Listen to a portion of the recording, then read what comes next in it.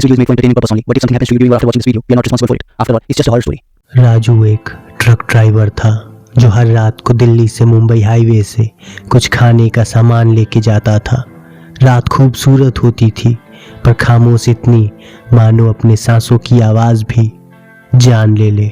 18 नवंबर। राजू हर दिन की तरह वही रास्ता वही गाड़ी लेके निकलता है।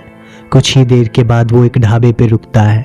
आज वो घर से बिना कुछ खाए ही निकल गया था, तो ढाबे पे खाना खा के वो वापस से सफ़र शुरू करता है। कुछ 15 मिनट ही हुए थे, एक आवाज़ ज़ोर से उसके कानों में गूंजती है, मानो जैसे उसे उसके नाम से कोई पुकार रहा हो।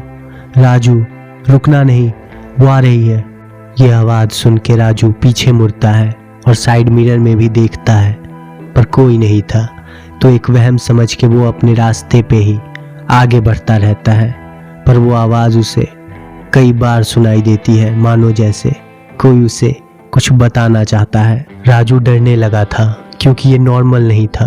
अपने सीट के पीछे से अपना फ़ोन उठाता है और टाइम देखता है। अभी सिर्फ रात के 1:30 बज रहे थे। अभी मुंबई पहुंचने में बहुत वक्त था, तो ट्रक की स्पीड थोड़ा बढ़ाता है।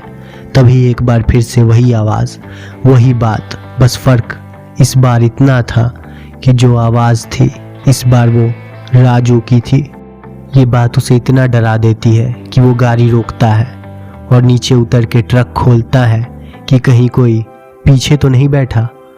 ट्रक के पीछे का दरवाज़ा खोलते ही जो राजू के सामने था वो उसे घबराने पे मजबूर कर देता है। ट्रक में एक लड़की थी जिसने सफ़ेद साड़ी पहन रखी थी और रो रही थी। राजू घबराहट वाली आवाज़ में उस लड़की से पूछता है, तुम कौन हो और इस गाड़ी में कब बैठी?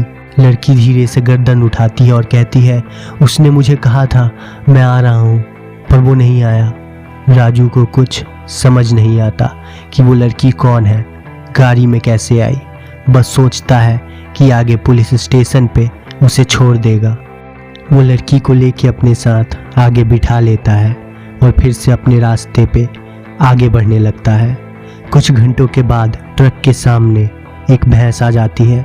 राजू जल्दी में ब्रेक मारता है और लड़की की तरफ मुड़ के पूछता ही है कि देखता है कि उस लड़की के सर से खून बह रहा था।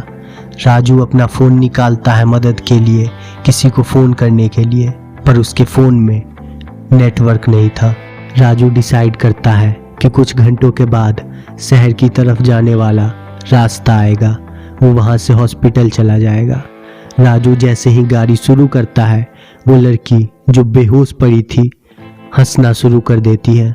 राजू उससे पूछता है वो ठीक तो है, पर लड़की कोई जवाब नहीं देती और धीरे धीरे से राजू की तरफ मुड़ती है। राजू ये देख के डरने लगा था क्योंकि ये सब अजीब था। अगले दिन न्यूज़ चैनल पे एक न्यूज़ आती है, a truck and its unknown driver has been reported missing from Delhi to Mumbai highway. Raju के साथ आगे क्या हुआ ये तो कोई नहीं जानता, पर हाँ कई कहानियाँ हैं जो कहती है वो आ गई।